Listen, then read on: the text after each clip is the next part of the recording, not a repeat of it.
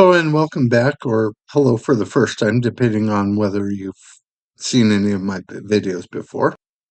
I have just returned from the one of the local gaming conventions in the northwest of the United States, which is called DragonCon, which is a gaming convention that is held in Bellevue. I don't know if it was always held in Bellevue, but it was held in Bellevue this year, and I guess that's really all that's important. And I'd like to tell you about my experiences. Most importantly, given the second video I made, which is a lesson in which you should try just about any RPG that you can get your hands on, if only to learn more about playing and running RPG games. Of course, any lesson given by just about anyone falls flat if you feel that or know that the person giving the lesson or the advice doesn't follow that advice themselves. I would like to talk to you about the three games that I played that I do not usually play as a tabletop, as a player or GM, but I play it at Dragonflight. Also, I'd like to give a little bit of advice with these conventions, if you wish to go for yourself. First thing, these conventions aren't as big as some conventions. I think the biggest mistake I made was basing the attendance off of the anime convention that I often attend, SacreCon, in the same general area. But Dragonflight was a lot easier to get into. When I joined in the line, I only took about 6 to 8 minutes to get through the entire line, and as opposed to about the 2 hours plus that I had to stand in line for SacreCon. Secondly, I learned that other than having the games themselves to play in, there isn't that much to do in a mid-sized gaming RPG gaming convention. So it makes sense if you want to play, you should be as tightly booked as almost possible, except for possibly the few lunch breaks. But other than the general advice there, I'd like to talk mostly about the games that I played. The first game that I played was one that started around 10:30 on Friday, which fortunately I had these Fridays off. And it was a game I heard from a interview between a guy called Quinn from Quinn's Quest and Matt Colville about a game called Slug Blaster that I was interested in playing one of these times. I don't know what Slug Blaster is, and I do not blame you on not knowing what it is. It is a game where you play a teenager in a slightly fictional, well, actually quite fictional, because this game can be quite crazy, but a sort of fictional, sort of out of time area between the pseudo 90s, but also it is very important in the game. The characters are very interested in building an online viral presence by doing something which is called slug blasting, which is a type of hoverboard skateboarding, but it is a strange type of hoverboard skateboarding. Not that I guess there is a normal one because hoverboards don't exist, but this one can take place in multi dimensions. It is also important to note that your characters have to deal with parents because they are only teenagers in this game.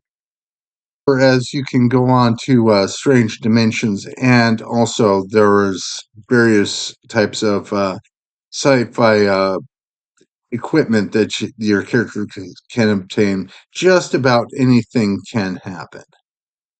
Experience with the game is that it was quite a good game.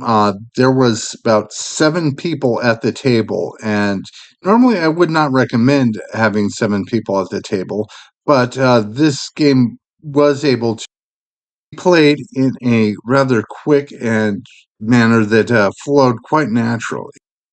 Could possibly chalk that up to the e- experience and quality of the game master that was running at that table. But this is a quite rules light game. It's meant to be played in a very short campaign session, so to speak, although I'm not sure if they call them campaigns. per se. And if you're looking for a sort of breather game between longer campaigns or just something to just try out as a game, I consider Slug Blaster to be a rather good idea for a game to play. Then later that day, after committing the probably my gravest mistake of the convention, which is waiting about 4.5 hours for my next game, given that there was only a little bit to do and only some vendor shops that could have easily been looked through in about 15 to 30 minutes. I played the next game that I played on Friday, which was a 6 o'clock edition of Shadow Dark.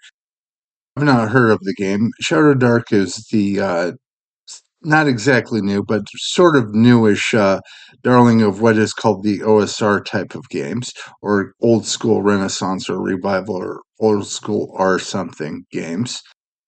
Not trying to mince definitions or explain things too much, tries to be at least something like what Dungeons and Dragons was before it was bought out by Wizards of the Coast and made into third edition. Now, this is actually my second time playing Shadow Dark, and the first time didn't go so well, but I would say this session went actually quite well.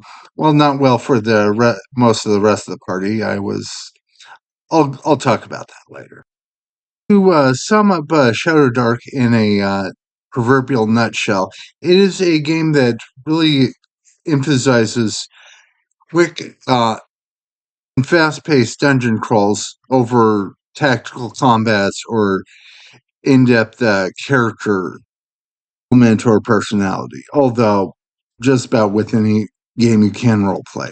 But as I found with this session, which I could possibly say would be a hopefully somewhat average session of Shadow Dark, it is a quick, somewhat lighthearted, though there's dark stuff happening at the table, where that emphasizes exploration and fast and lethal combat.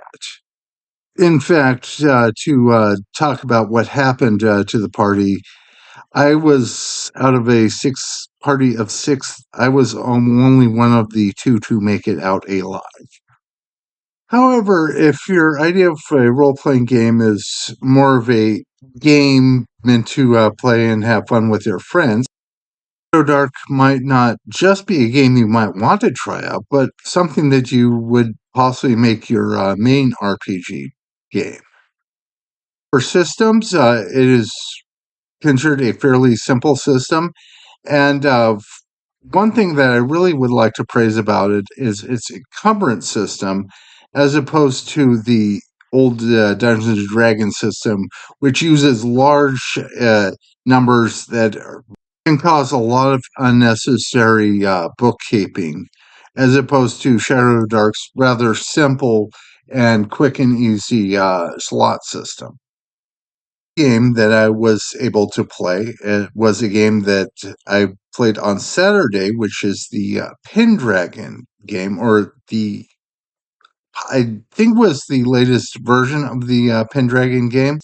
And if you don't know what Pendragon is, it is a game where you play one of the knights in the realms of King Arthur, who existed in the 6th century.